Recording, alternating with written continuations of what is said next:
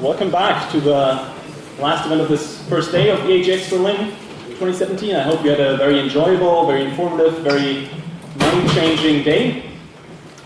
And this panel is going to be about the future of effective altruism, because sometimes during the course of these conferences you tend to get lost in the technical weeds.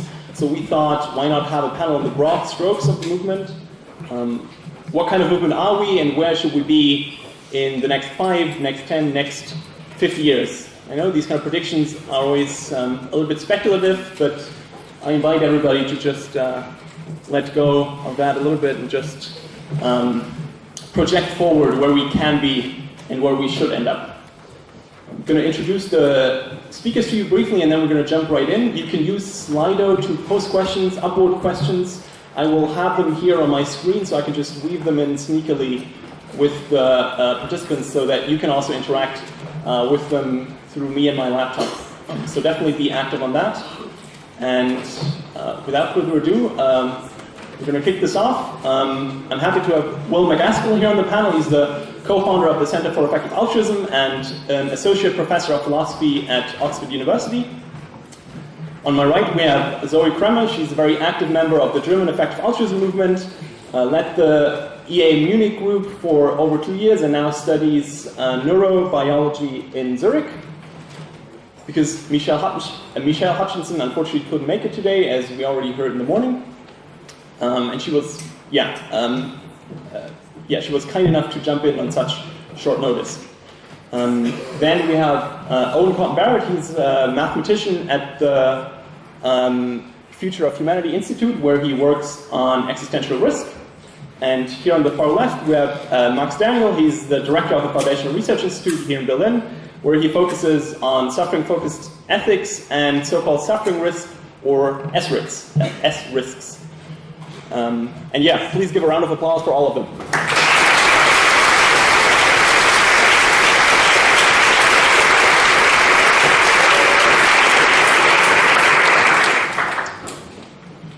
My first question is to you, Will.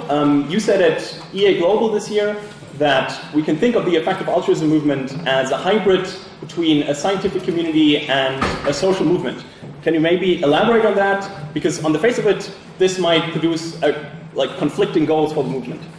Yeah, I think that is pretty crucial in thinking about how EA should proceed, is that we're doing kind of two things at once. Firstly is asking this question, which is how can we do the most good? How can we use evidence and careful reasoning in order to answer that question? And then the second thing is we have a bunch of answers, or like best guesses about how we can do the most good. And that's why it focuses so often on global poverty and factory farming and existential risks. And in the sense that we have both of those things, we can be quite different from other social movements. You know, social movements like environmentalism or women's suffrage and so on have a kind of single issue that they're pointing towards. So in this sense, we're actually more analogous to, say, the scientific revolution, which was doing a couple of things. One was saying, hey, well, we've actually can develop this methodology that can help us separate truth from falsehood, and also force equals mass times acceleration, we think. I think the example of the scientific revolution shows that we can do both of those things at once.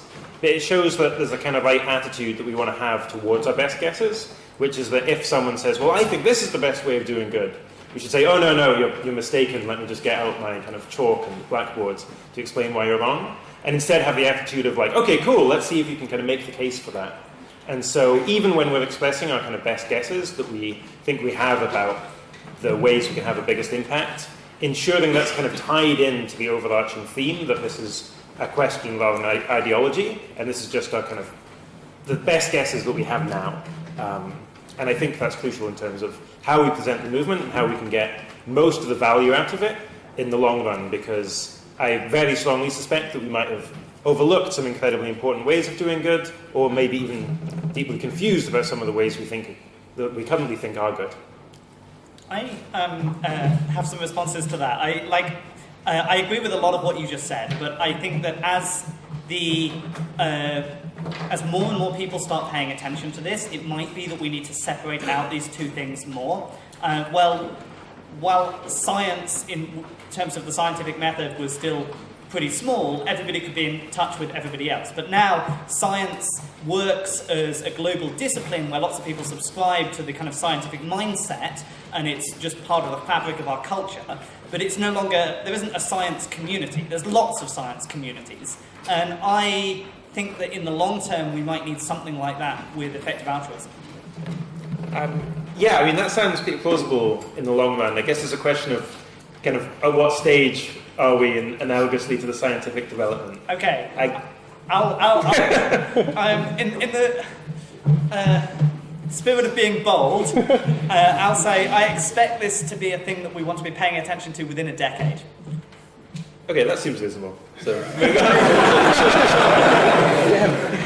I thought there's some controversy here. well, unfortunately, you're going to get this anti-debate format where it's like, yeah, how much convergence can you get between people? But I also think that there's a point to be made that actually we are setting a new standard, right? I mean, scientists should have done what we're doing for quite a while to actually look much beyond just the science. I think lots of the social movements should have maybe paid lots of attention to evidence. So in that sense, I'm not sure whether they're absolutely mutually exclusive. Yeah, so I definitely agree that there are some synergies between combining aspects of social movements and of maybe scientific communities. Similarly to maybe Owen, I do think there might be some tension. So I guess a related question that has sometimes been posed is, well, how quickly or in what ways should we aim to grow the EA community? And here a difference we can observe that with scientific communities, the ways you can get into them and become a member of these communities, it's often like more formalized. You need to have like certain credentials, PhDs, and so on to make contributions within these communities. Whereas for social movement, the scope of the kind of people they are recruiting and the kind of advice to offer to various types of people with a diverse set of backgrounds can be much more broader. And so I think the question we need to address is, do we have the ambition to basically for every single human being tell them what sort of like the optimal act for them to do if they want to do the most good? Or to what extent should we be more narrow, maybe only focus on donation or career choice or even on research directions within certain scientific fields? I think that's to some extent a question we need to keep paying attention to. I was also wondering maybe in this kind of antithesis of scientific community on the one hand and social movement on the other hand, how fast effective altruism should grow, because there are a couple different models here, and certainly social movements try to grow as big as possible, as fast as possible, whereas scientific communities tend to stay rather small and contained and don't really try to actively recruit new members. I mean, to some extent they do, but they often just stay among themselves. Maybe somebody want to... Yeah, I would love to. Sure. So I do not think that they're mutually exclusive, these two things I was just talking about, but I think it is important that in the next decade we actually do make a decision where we place the focus. And I do think that actually on the topic of growth, we should consider the focus of the scientific aspect and then not consider growing as much as possible. And I think that's actually quite a risk for the movement. But instead go for quality over quantity in some sense, and actually really be quite precise about what we would like from members of the community, and also exactly think about how we're going to raise that community. Because I'm not sure whether the expectations we're having for what we want to do, essentially, can be met by the normal educational system, for example. So these are considerations to be made actually maybe earlier than 10 years, because since we're all educating ourselves now still, we need some time to reach that last point.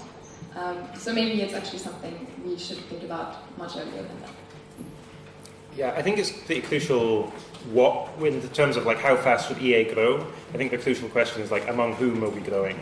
And so I think a good analogy and kind of learning point comes from developments and growth of AI safety as a concern, where it seems like there's been kind of two paths to growth of this. One that's been extremely good, or two growth pathways, one that's been extremely good and one that's been like more dubious. The more dubious is the kind of mass media approach, where it has some positive effects. More people are aware of it. More people are therefore more likely to be sympathetic. But lots of negatives because the media is kind of out of your control. They just have pictures of the Terminator over and over again. And it risks creating a kind of schism within the machine learning and computer science community because they think it's this kooky thing that's been badly misrepresented. And so there I'm like, pretty negative about growth in that sort of venue, where it's also just not clear what the impact is, because especially among the people who are really concerned about AI safety, often just had access to all the most important people already. So it's not clear kind of why you need to go via the general public. Whereas the growth that's happened in terms of AI researchers taking this very seriously, if it's just more mainstream AI researchers, I'm happier, the faster the growth, the better than that, as long as it doesn't decrease it in the future. And so this kind of relates to the quality versus quantity distinction a little bit.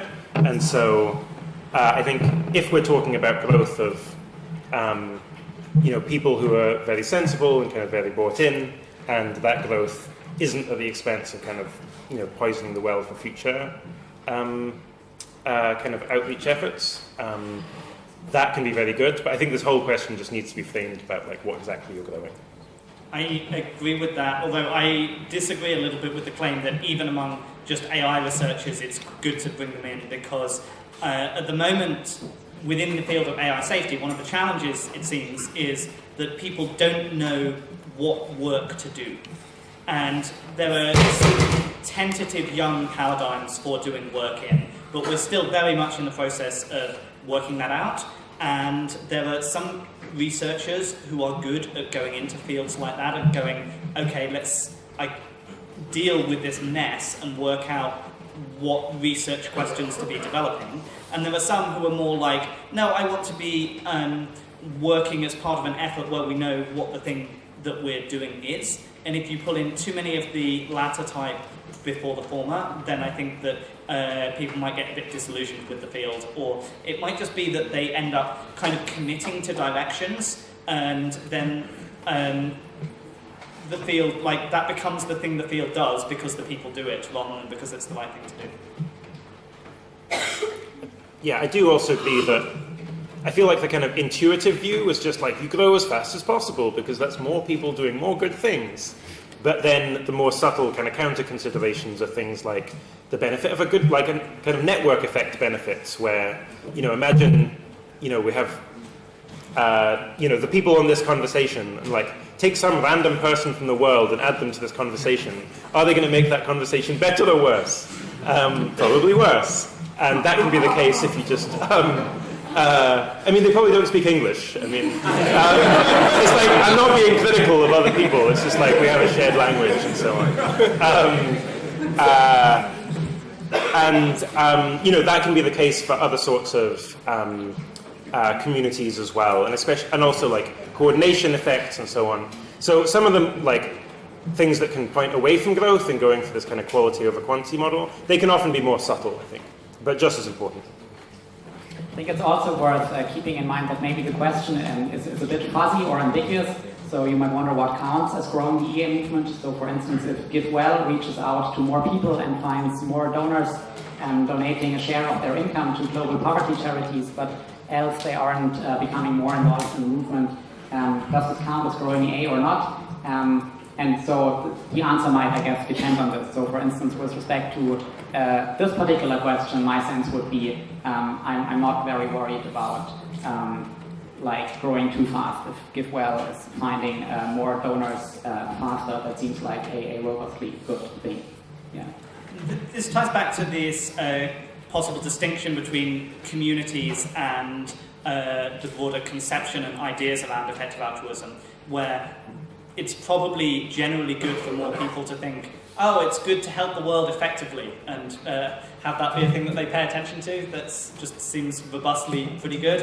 Whereas the community is the type of place where you have these side effects of bringing people in, and in some cases it might make it harder to have good conversations.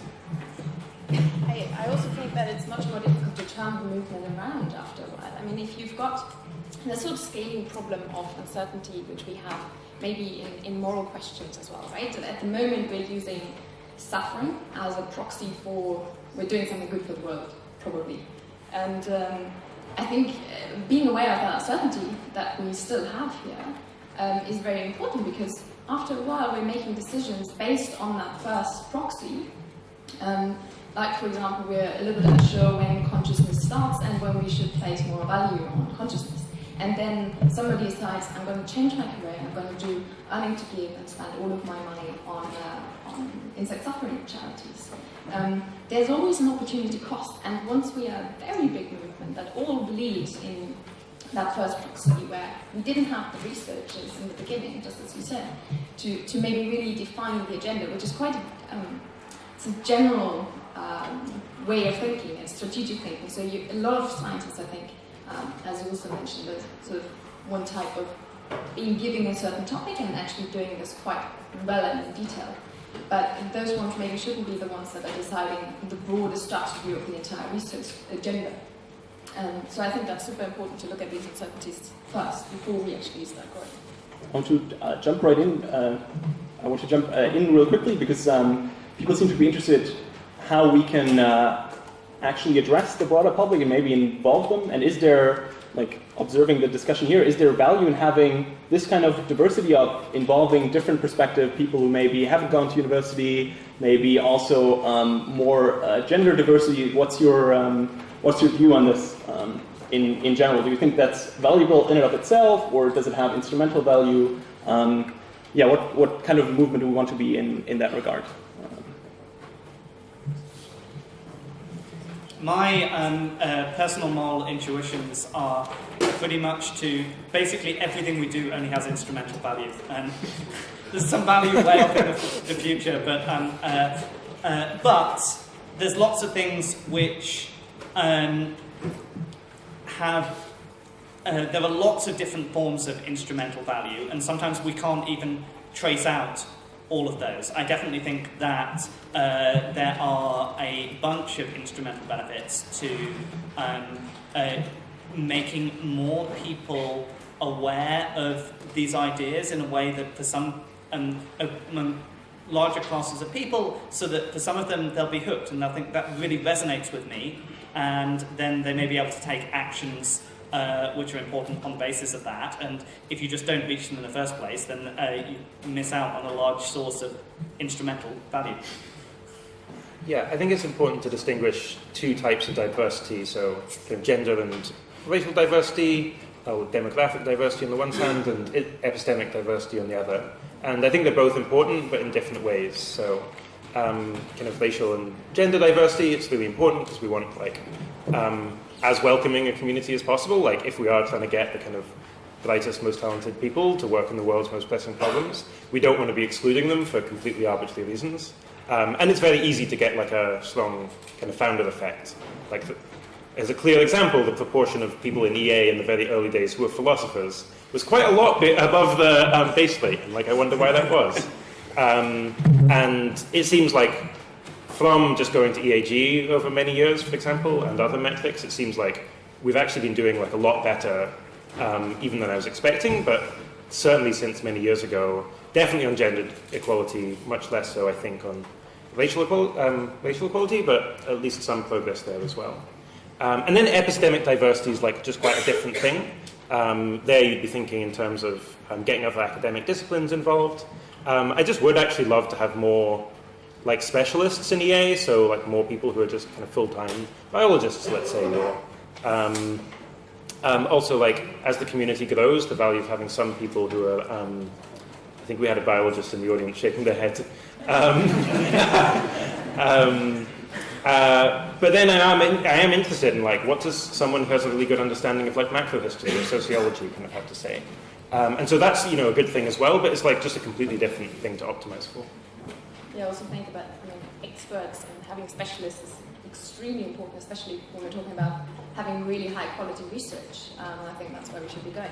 But I think we get a bit of pressure from the media as well to diversify, and I'd rather, again, go with quality rather than having a nice picture. I think it's nice to have, and it could be worked on. But again, it's not the priority, I would say. I'd rather have less women than bad people or something, right? But yeah, in general, I think that could be tackled in the long term.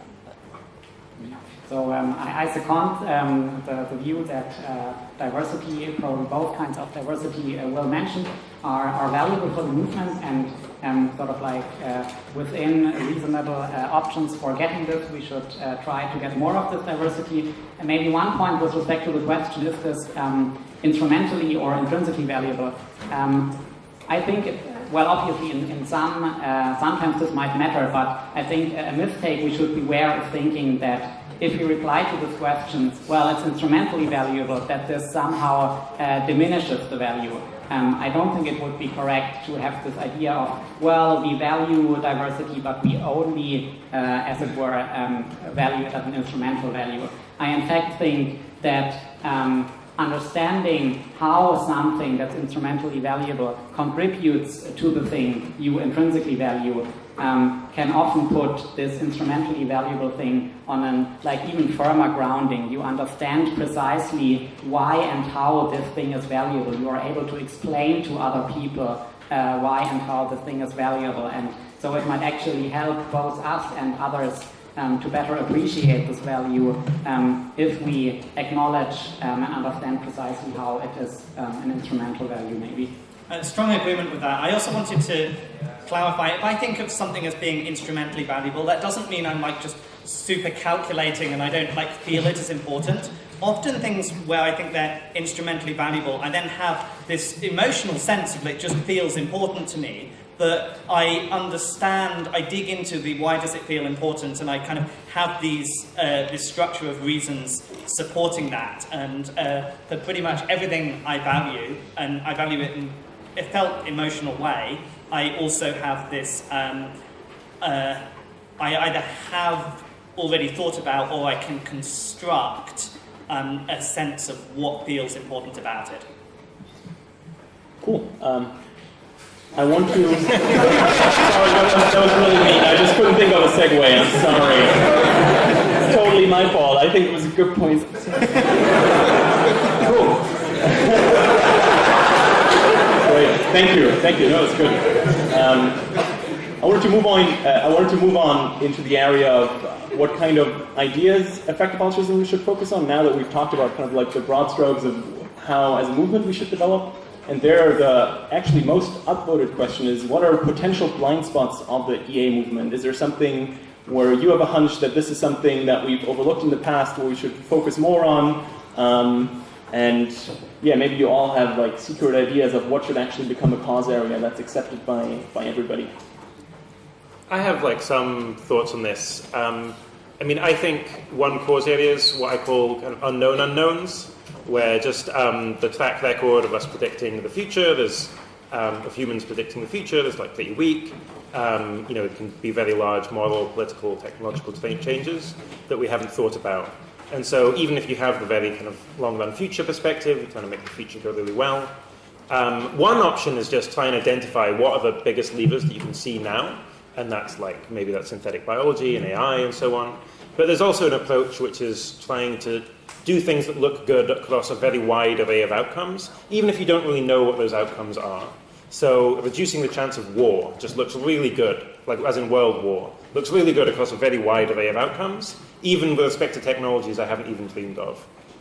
Similarly, just improving voting systems such that better politicians are in power, more competent people are making judgments.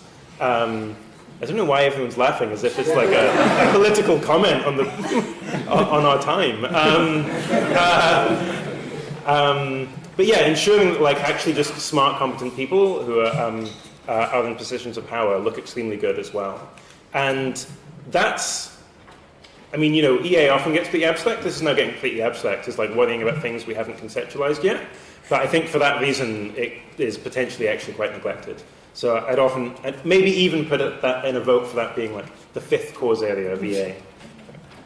Yeah, I do think it's pretty hard for us to answer this, because if we give definite answers, then in some sense it can't be that neglected. If Will's well, I think the thing that nobody in EA is paying attention to.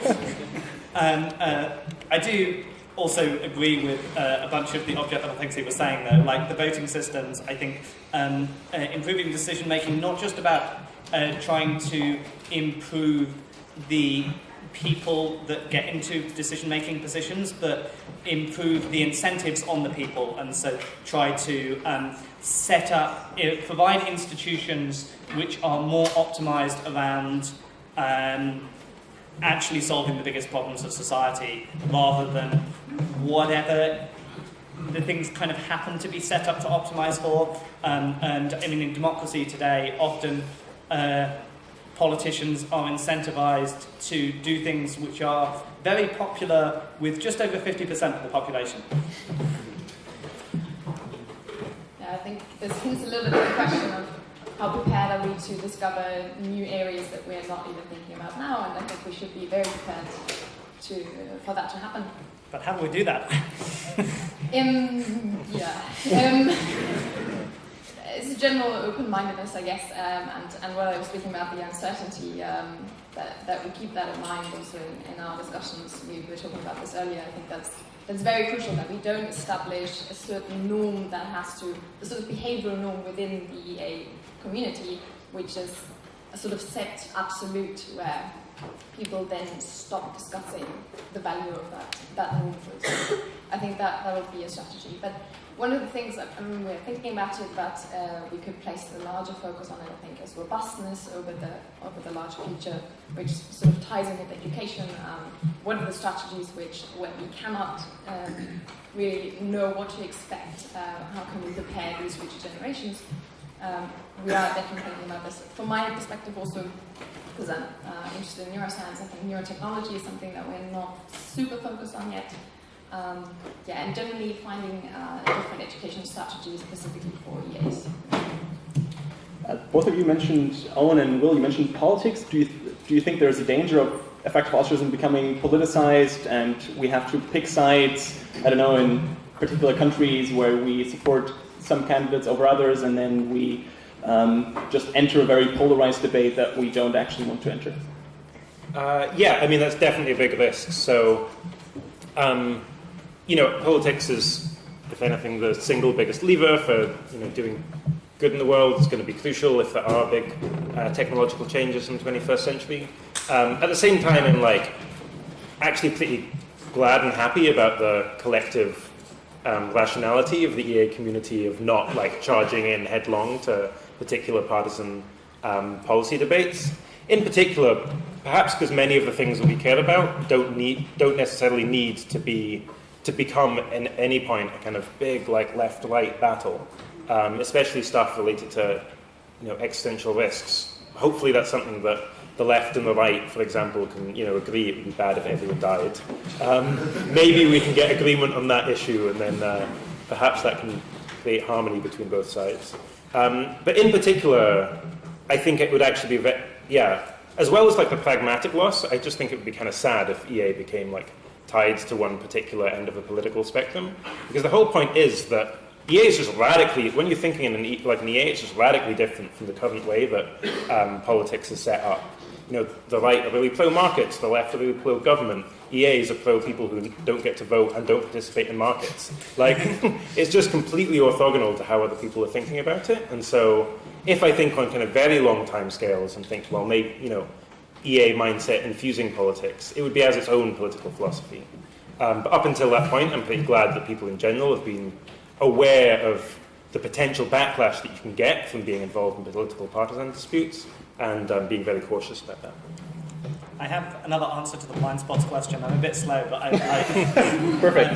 Thought of something now. I worry a little bit sometimes that because the whole community is growing so fast, we're maybe 10 times bigger than we were 5 years ago.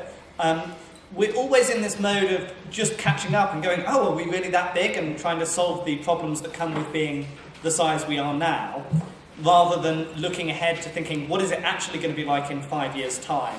And what new challenges is the community at that time going to pose to us? And are there things that we really ought to be baking in early to deal with that?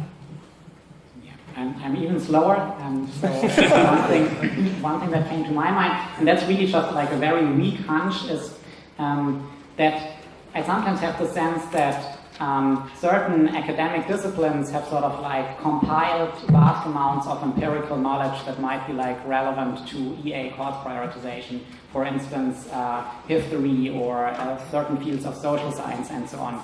And when someone from the EA community utilizes this like huge body of information and presents it in such a way that's tailored to the specific EA perspective, how did various events affect the welfare of people, what can we learn from this, from shaping the future and so on. I always find this like very, very informative. So for instance, Luke Mühlhauser recently put up on his blog a great report on like what he called quantitative macro history, and he looked like at all the data and concluded, oh hey, well, if you look at like the history of human civilization, you see that the Industrial Revolution, if you look at metrics correlated with well-being, had a tremendously larger impact than most of the other things you learned about in school, say. And this isn't reflected at all currently in the way we think about or learn about history, say, for instance. And I wonder if EA, maybe because of its tendency to sometimes start from first principles and reinvent the wheel again based on them, maybe overlooks opportunities to utilize knowledge that's already out there but just not presented in a way we can easily process, that's not tailored to the specific questions we think are ethically important. And so maybe we can do more of this, maybe by integrating EA more with academia, for instance, or through other routes. Do you have some areas that you'd like people to go and look into? Well, like an obvious thing that comes to mind, which people are, I think, already looking into, is analyzing the history of conflicts or wars in order to see how might this play out in, say, certain multipolar AI scenarios, or maybe there are other technology races you can look at in order to derive conclusions for potential races to advanced AI. Or you might even, like an even more speculative idea might be something like, maybe at some point humanity will attain the capability to use resources that are out there in space, say, and that's not currently very well regulated, and at some point we will face the question, how do we go about this? And maybe you can learn some lessons from, I don't know, looking at how did nation states go about new pools of resources that became accessible in the past. I don't know, maybe in the oceans or Antarctica, or I don't really know. That's really like a weird idea. We're unfortunately almost out of time already, so I'm going to give you, so I'm going to give you to all the panelists one last question that you can answer, and that's, what's your counterintuitive, half-crazy prediction about how the EA community might change in the next 5 years? And you can think of splits, you can think of mergers, you can think of new cause areas. I'm really just stalling to give you a little bit of time to think about this. Alternatively, what people have suggested is, what's your quick pitch of effective altruism that works with most people that you encounter, if you can't think of a half-crazy prediction? I think I'd go for the half-crazy prediction. That seems like an easier one. Half-crazy, I mean, because I would really love there to be an educational stream that we can go into. I think there should be a way for good people to self-educate themselves and have a different system parallel to the one that we currently have in place, where you have to do a bachelor's and master's in a normal university. If we can get anything recognized so for that we need a proper reputation for the kind of research we're doing, but to allow ourselves to really go into the crazy questions. I think that would be fantastic to do in the next 5 years. The second thing is we could think about a sort of rebranding at some point, because one of the questions we're always having is, what about the weird kind of ideas we're having, and should we present that to the media? Should we be one movement within the sort of normal bednet stuff and the weird stuff, or is that actually counterproductive?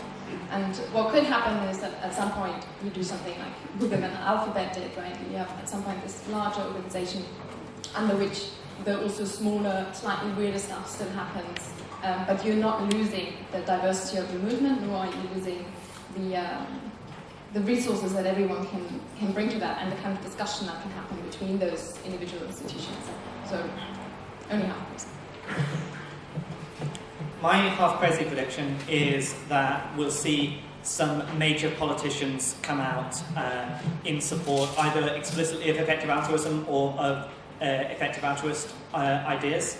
It came out recently in her book that Hillary Clinton was convinced that AI is the thing that we should be paying a lot of attention to and could be a big deal. So that almost happened.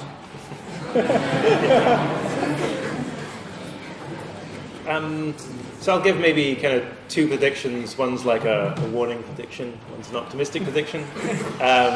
Where the warning is just like EA just becomes a collection of people who work on global poverty, animal welfare, and AI, and then don't feel like they have much in common with each other. It's like quite an odd collection of causes to be in the room together. But that's definitely one way you could go. You just get this ossification into causes. But then the other alternative prediction is that it could just be this thriving research program within academia, where we're already seeing that in philosophy to some extent. Lots of the best graduate students in philosophy are just like really excited about effective altruism. But you could imagine that like branching out into many other disciplines, and it could be setting a whole cross-disciplinary research agenda that lots of the best minds across social science, economics, philosophy, and other disciplines think about dedicating their life to, like as an open research question. Okay, so now Will kind of stole my prediction. So one thing I was thinking about, it would be great if this, like similar to what I suggested earlier, if sort of like the EA lens was like used more in like existing academic disciplines. There could be not only welfare economics, but also welfare biology, looking at more closely at the welfare of wild animals, and there could be to some extent we're already seeing this sort of like welfare-focused policy analysis or development and so on and so forth. That would be, and obviously also like interdisciplinary, integrating all these different perspectives. Another prediction might maybe be, I actually don't think it's too unlikely that within 5 years we will have identified sort of like another sort of like typical standard cause area next to the current ones, like global poverty, animal welfare, existential risk, and so on. All right. Thank you so much to all the panelists. Please give them another round of applause.